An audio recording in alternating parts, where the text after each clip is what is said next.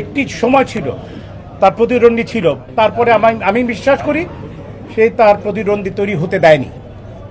কেন দেয়নি সেটা আপনারা জানেন, আমি বলবো না। আপনারাই বলেন আমাকে সাকিবের এগেন্সে কোনো প্রতিদ্বন্দ্বী নেই কেন।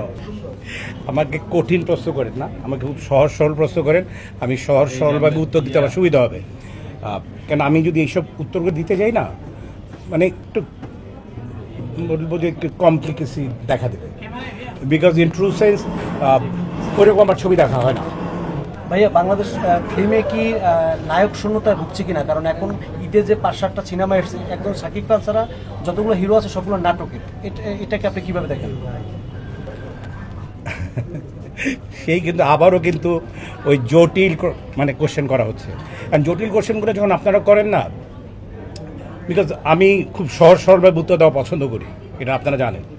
সো ইন ট্রু সেন্স আসলে আমাদের প্রজন্মটা যাওয়ার পরে, আমি মান্না সাহেব, রিয়াজ, ওই গ্রুপটি যাবার পরে যেই রকম হিরোদের তৈরি হওয়া উচিত ছিল, ইন ট্রু সেন্স আমার দৃষ্টিতে সেই রকম তৈরি হয়নি। বিকজ আমি যেটা মনে করি সেটা হচ্ছে যে আপনি যদি খালি পোস্টে গোল করেন, এটার মধ্যে কোনো কৃতিত্ব নেই, আই ডোন্ট থিঙ্ক সো। আপনি 11 জন প্লেয়ারের সাথে যখন খেলবেন টিমে, অপোজিশনে যদি 11 জন না থাকে, সেখানে আপনি গোল করলে আমার মনে হয় আমি সেটাকে অনেক ভালোভাবে দেখব না। আমি 11 জনের এগেনস্টে 11 জন ভালো প্লেয়ার দাঁড়ালো, ব্যাডমিন্টনে 2 জনের ডবলস খেলতে গেলে দুজনের এগেনস্টে 2 জন দাঁড়ালো, সেটা ভালো লাগবে। কিন্তু ডবলসে যদি আমি 1 জনের এগেনস্টে 2 জন খেলি, নিশ্চয়ই সেটা ভালো লাগবে না। আপনি যার কথা বলেছেন সাকিবের সাথে কম্পিট করার জন্য যেরকম তৈরি হওয়া উচিত ছিল, সেটা তৈরি হয়নি কেন সেটা আপনারাও জানেন, আমিও জানি। যাই হোক, এই বিষয়ে কথা না বলি।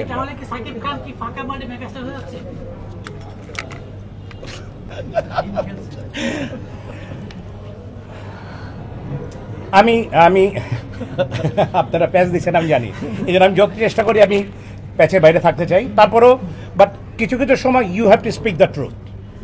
আমি বলছি না খালি পোস্টে গোল দিচ্ছে, এটা সম্ভব না। বিকজ আনডাউটলি বলবো যে হি ইজ ব্লেসড বাই আল্লাহ, নাহলে এই জায়গাটায় যেতে পারতো না সে।